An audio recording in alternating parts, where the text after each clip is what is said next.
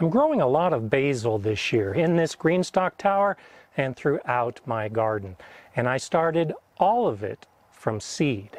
Join me today as I show you the complete process of growing basil from seed to harvest.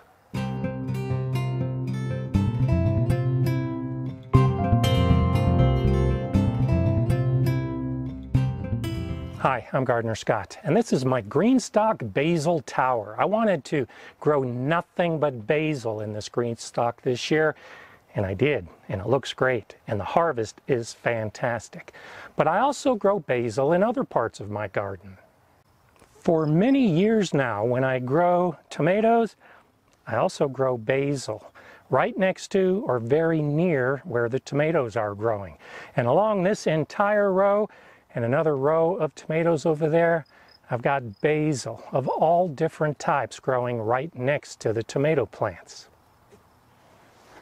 There are some good reasons why it makes sense to grow basil and tomatoes as companion plants. Basil likes a good, rich garden soil and an area that gets at least 6 to 8 hours of sun a day. That's the same as the tomatoes. I also love coming out and harvesting tomatoes and at the same time harvesting some basil to take it inside for a delightful salad. Tomatoes and basil also have similar water needs. If you're watering your tomatoes enough, then you're watering your basil enough. Now, when you grow basil in containers, like in this greenstock tower, you can expect that it will take more watering on a regular basis. In raised beds and in the ground, I can get by watering my tomatoes and basil often every other day, sometimes once every 3 days, and I live in a very dry region. But with my containers, I need to water every single day. I also have some basil plants tucked in around my pepper plants in my greenhouse because, like the tomatoes, it has similar water, sun, and soil requirements as the peppers. And I just don't think you can grow enough basil, so I put it in a lot of different areas. You can grow basil from seed in your garden beds if your season is long enough. For me, with a relatively short season, I prefer to start my seeds indoors months ahead of time and then begin my season with transplants. And this is what that process looks like. I begin by just pinching seeds into each cell of my tray and then cover them with soil about 1/4 inch deep. With all the seeds in place, I mist well with water because I want the surface to stay evenly moist. The seeds will benefit from heat, so I set them on a heating mat set at 70 degrees Fahrenheit. And then I'll cover the whole tray with a humidity dome to help keep the environment nice and moist for those seeds. And in about a week, you'll see the little seedlings begin to emerge. Another week later, they're beginning to look like small basil plants. It's at this point that I keep track of the plants because I'm looking for the true leaves, the first set of leaves to grow after those initial ones. It's at that point that I want to begin transplanting. So I get some potting soil, lay out my plants, and then choose 3 to 4 inch pots. Process is just like any other transplant of seedlings. Some soil in the pot, lifting up the plug with the very small basil plants in it, and then I'll take some of that potting soil blend and firm it around the plant. This is no different than all my other transplanting. With all of the little seedlings in their pots, I then come back with some water. This helps settle the potting soil around the roots of the young plants. After a day or two, I want to thin out the basil plants. I'm looking to keep the strongest 1 or 2 plants in each of the pots. I don't need to grow 5 or 6 plants in each one. I'm only trying to keep the big ones. And I just use small pruners to do that.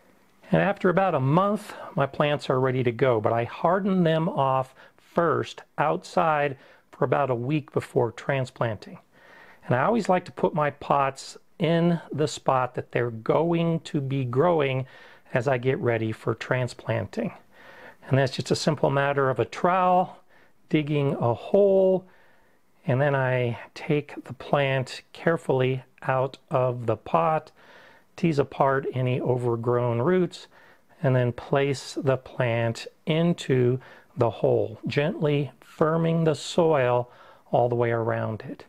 And in no time at all, my basil tower is planted and ready to give me a big harvest. And in another month to 6 weeks, you can expect nice, big, bushy basil plants. You can harvest at any point, from when the plant is very small to when the plant gets quite big. It's completely up to you.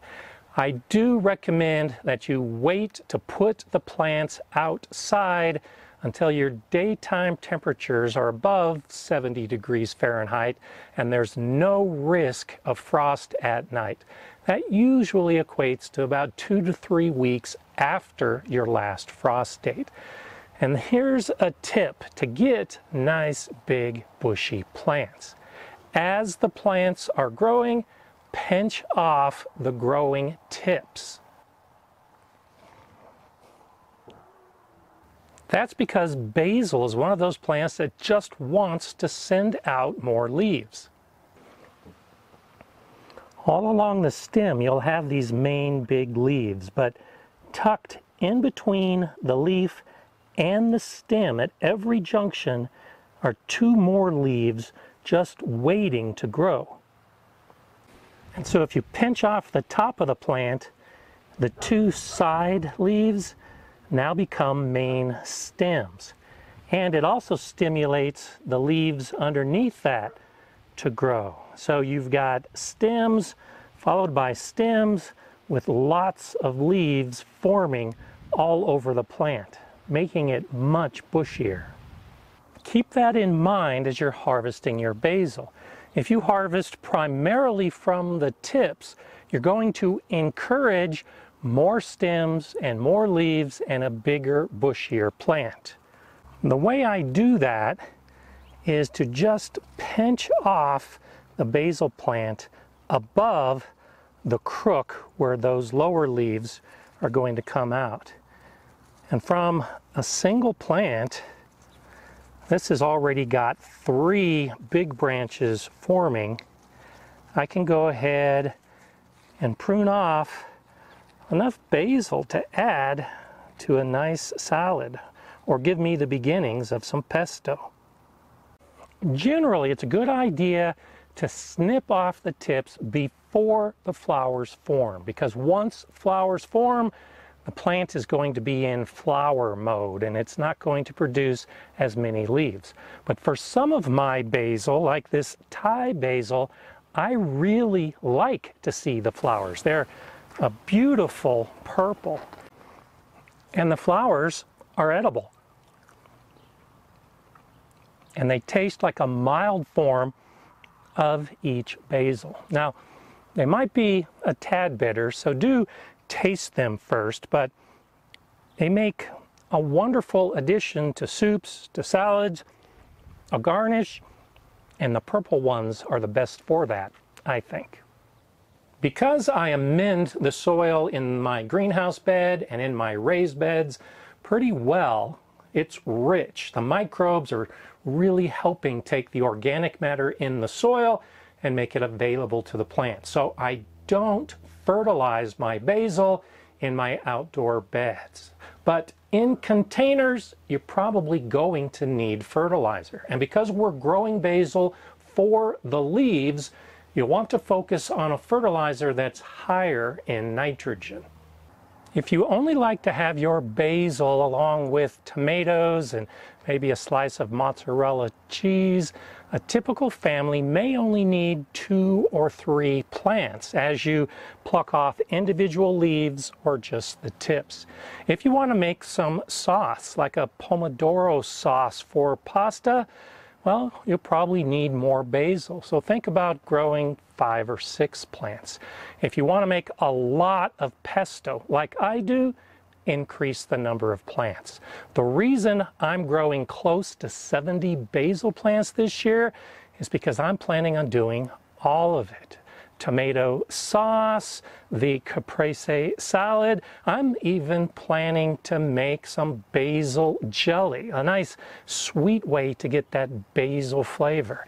And of course, the pesto that I'm going to freeze will give me wonderful pasta meals over the course of the winter. The varieties I primarily use are the Genovese basil, but there's also the Dolce Fresca, which is very similar. And you can also switch things up by growing this purple variety, dark opal, which also has purple flowers.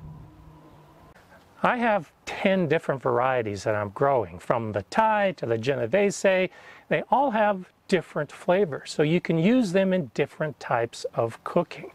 Regardless of how you choose to use your basil, grow it. It's easy, especially if you start from seed and then put the transplants in containers or your garden. If you want to see some of the other things that I like growing in my garden, watch one of these videos next. I'm Gardener Scott. Enjoy gardening.